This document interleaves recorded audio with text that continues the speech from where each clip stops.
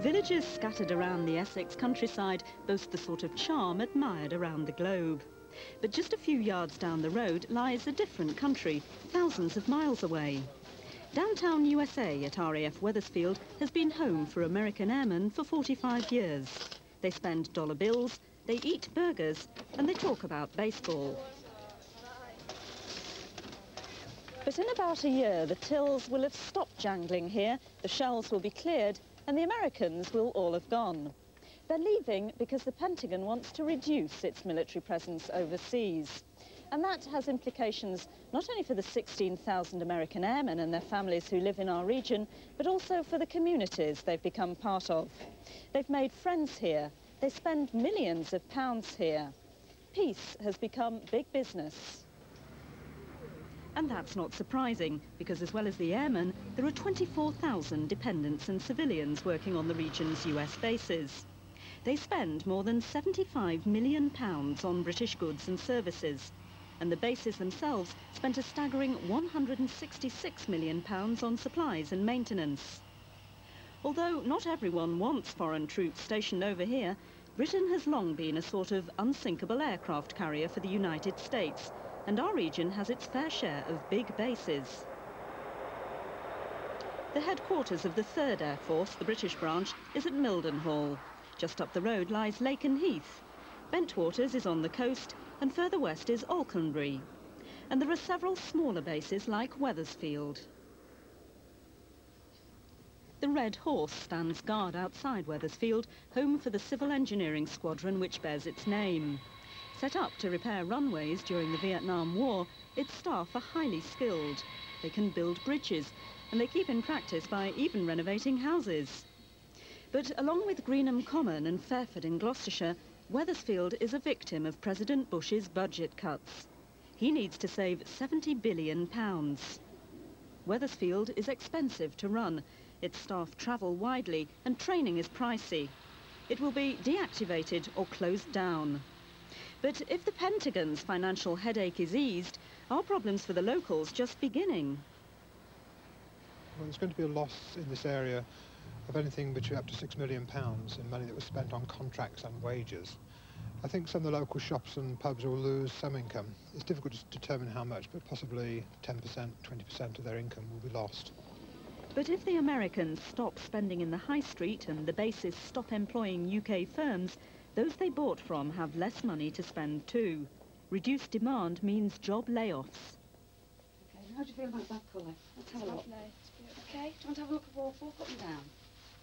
Experts say that ultimately as many as 350 British people could be put out of work by Wethersfield's closure. It all adds to existing worries for Braintree traders.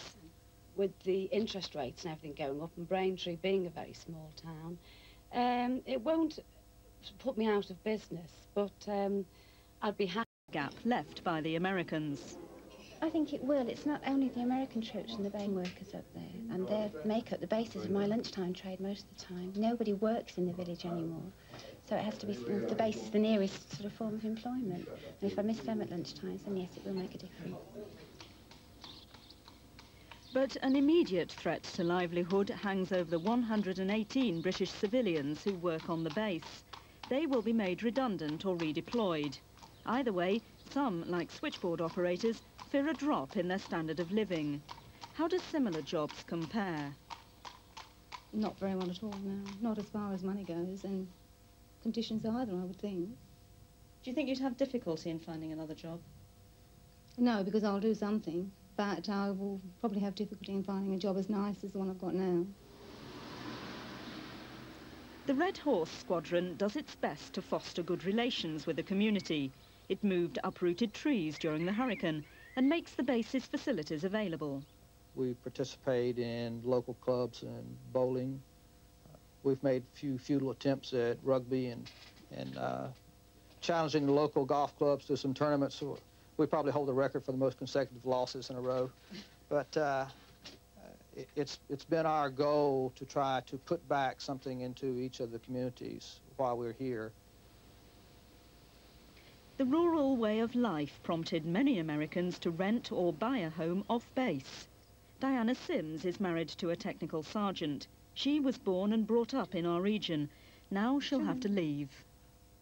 The main thing is I'll miss my family and friends, but I don't really mind. I enjoy meeting new people, going to new countries. It's fun. How do your family feel about you going with a little baby? Well, they're not really looking forward to that bit, but with travel being cheap and easy as it is, perhaps they'll come visit us this time. Is this a popular posting, this part of the world? Yeah, very popular. Why? They like the history, the rustic charm of small villages, and the tranquility, plus London is nearby, so it's enjoyable. When the Americans go, what will happen to the base? There's plenty of housing, a school and sports halls. At present, it pays £330,000 in rates to the council. If it's left empty, the parish will have the highest community charge in Braintree. The council's keen to find out quickly what should be done with it. Well, we would want particularly to see the facilities brought back into community use, particularly the housing and the social facilities, because we are short of housing in this area, particularly rented accommodation, and that's the immediate issue. I think there's a longer-term issue of what happens to the base. It's 800 acres owned by the government, and we would want to see plans being discussed with the Ministry of Defence and the Council at an early date.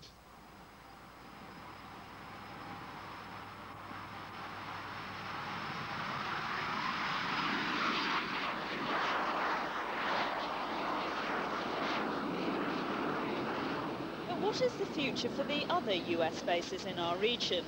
Some, like Mildenhall, are massive, with several thousand airmen and their families. If the axe was to fall on them, the effects on the economy would be enormous. Mildenhall has 3,000 personnel and 5,000 dependents. It's a sort of gateway to the United Kingdom. Airmen and their cargoes fly in here and then disperse to other bases. Under the Pentagon cuts, Mildenhall will absorb staff from Fairford. But the political world is changing. More troop cuts are likely. The next round of cuts, which are genuinely going to be quite major, will come out of both the changing threat assessment, the view that the Soviet Union no longer poses a threat to Europe. If the threat is anywhere, it's in the third world, and the fact that there are agreements currently being drawn up which will result in both sides shedding large number of troops. The agreements will mean that only 30,000 American troops can remain outside the Central European region by 1994, and this means significant cuts in Italy, Greece, Turkey, and of course the UK. This time, Mildenhall was fortunate. It breathed a sigh of relief when it heard the news.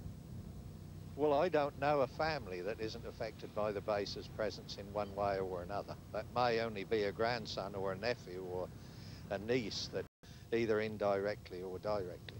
It does seem that further cuts are likely. Bases went so far as to close completely. If you knew anything about Corby when they closed the steelworks, then I suspect that Mildenhall and Lakenheath area would be much like that. Further north, Lakenheath is another massive base. The American raid on Libya in 1986 was launched from here. It's important because it's home for the F-111 planes, which can carry nuclear weapons. Bentwaters, home for the A-10s and F-16 fighters, is to lose more than 400 troops and 12 planes. But it now looks likely to be built up as a base for the F-15E nuclear bombers, causing concern amongst some local people. Alconbury provides reconnaissance planes and air-to-ground support for NATO units.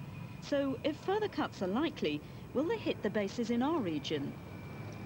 If you're rationalising, to use the vogue word, what you try and do is use fewer bases to carry out the same number of missions.